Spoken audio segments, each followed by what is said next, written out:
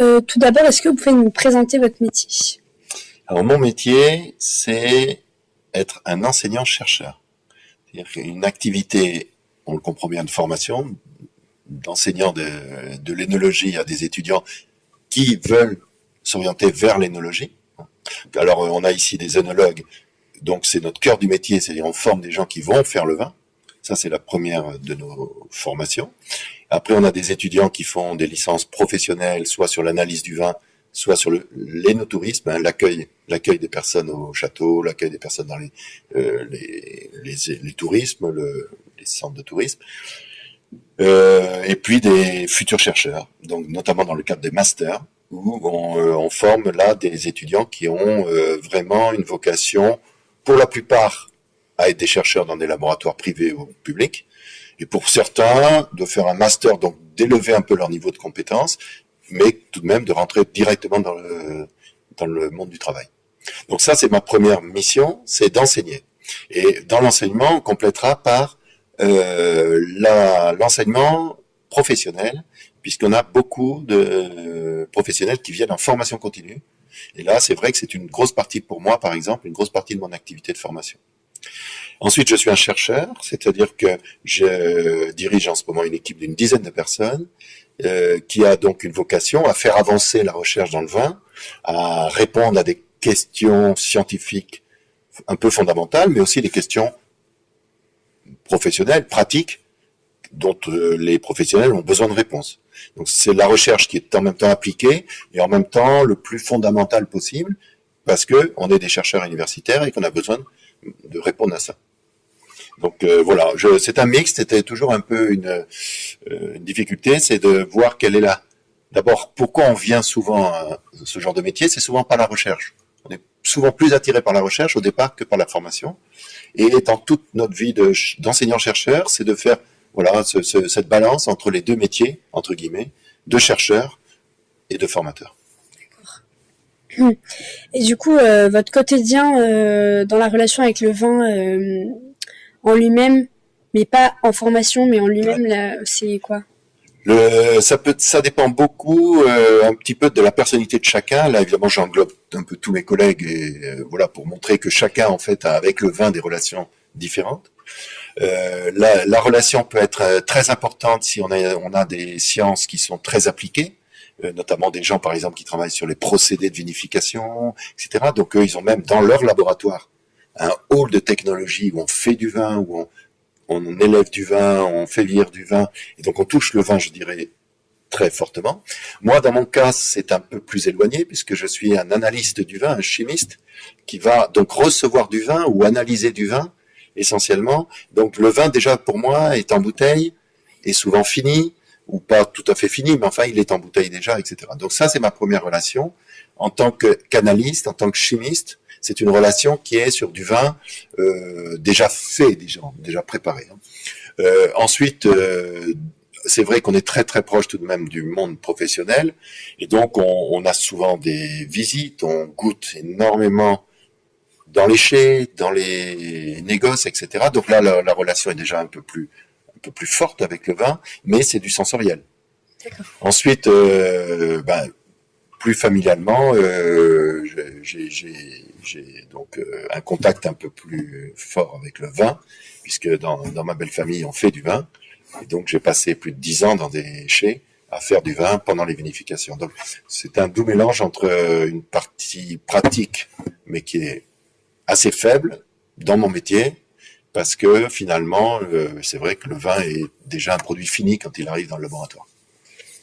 Et quand vous me dites que vous allez dans les chais pour goûter les vins avec les vinificateurs, vous les aidez, vous les orientez pour la fabrication de leur vin, ou vous goûtez le produit fini? Non, je suis pas consultant.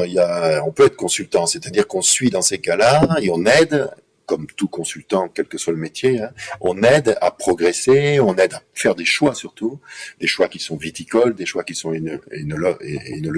énologiques quand on est dans le chai. Hein, par exemple des assemblages, quelle est la part de Merlot qu'on va mettre, la part de Cabernet Sauvignon, la part de telle parcelle. Mais moi, je ne suis pas consultant, donc c'est pas mon métier. sauf cas particulier, une rencontre un peu spéciale ou une aide un peu spéciale. Mais globalement, c'est pas ça. C'est plutôt de la discussion autour de voilà, de grandes problématiques, par exemple d'inquiétudes, de problèmes microbiologiques, de problèmes de goût, de grandes discussions qui sont plus des discussions qui n'ont pas un intérêt pratique tout de suite. Voilà. Okay. Et pour vous, quels sont les critères d'un bon vin? Comment on peut les détecter au moment de la dégustation?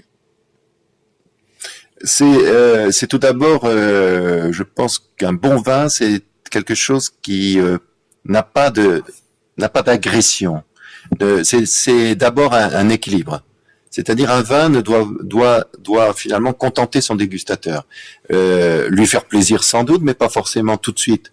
On peut avoir un grand vin dans le verre, donc en dégustation, alors qu'on sait qu'il n'est pas optimal maintenant, mais qu'il le sera dans quelques années. Donc ça, c'est l'idée que le vin, on peut se projeter dans son futur, même si finalement ce futur il est loin et que éventuellement on sera même plus là pour le voir, ou en tout cas ça sera plus le même contexte. Mais un vin comme ça, si on ne regarde pas le futur mais l'actuel, un bon vin, c'est déjà un vin qui nous fait plaisir sans doute tout de même un petit peu, mais surtout qui est riche, complexe et équilibré. Ça, c'est, je crois, les 3 critères importants pour quelle que soit la couleur, quel que soit le type de vin, c'est à peu près ces 3 critères qui sont les plus importants. Et est-ce que vous auriez des petits conseils, des petits mots à dire pour nos viticulteurs? Dans quel sens? Quel viticulteur? Pour notre, vous savez, le public de notre site. Ouais. Ah oui. Est-ce que vous auriez des petits conseils sur la vinification? Sur la vinification, c'est très compliqué de donner un conseil général. Oui. Parce que finalement, chaque type de vin est très particulier. Il va impliquer des conseils entre guillemets ou des pratiques différentes.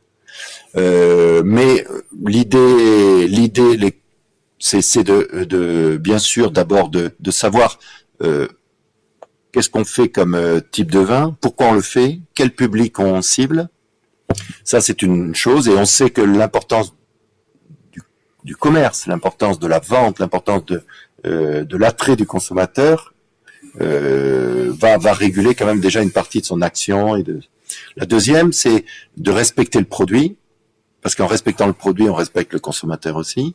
Respect du produit, c'est essayer de faire le mieux possible, bien entendu, en essayant sans doute de utiliser déjà le potentiel de ce que donne le raisin. Et donc, pour avoir un bon potentiel, il faut évidemment travailler d'abord à la vigne, avant même de pouvoir travailler au chai. Donc, le critère le plus important, c'est d'obtenir de bons raisins. Mais ça, déjà, les viticulteurs le savent bien. Après, c'est pas toujours simple. On n'est pas toujours dans des très bons terroirs, etc. Donc, il y a des difficultés. Mais l'idée première, c'est d'obtenir le meilleur raisin possible. Et avec ce meilleur raisin possible, faire après le meilleur vin possible. Le meilleur vin possible, c'est déjà de respecter les bonnes pratiques. C'est-à-dire faire attention à des excès qui peuvent très vite abîmer le vin, masquer les bonnes odeurs, masquer les bons goûts. Donc c'est faire très attention que des actions qui ne sont pas bien réfléchies, qui ne sont pas bien pensées à l'avance, ou qui sont un peu faits comme ça parce qu'on n'a pas le temps, peuvent compromettre très très rapidement la qualité du vin. Donc respect du produit et respect des bonnes pratiques œnologiques. Ça c'est vraiment les choses importantes. Très bien. Écoutez,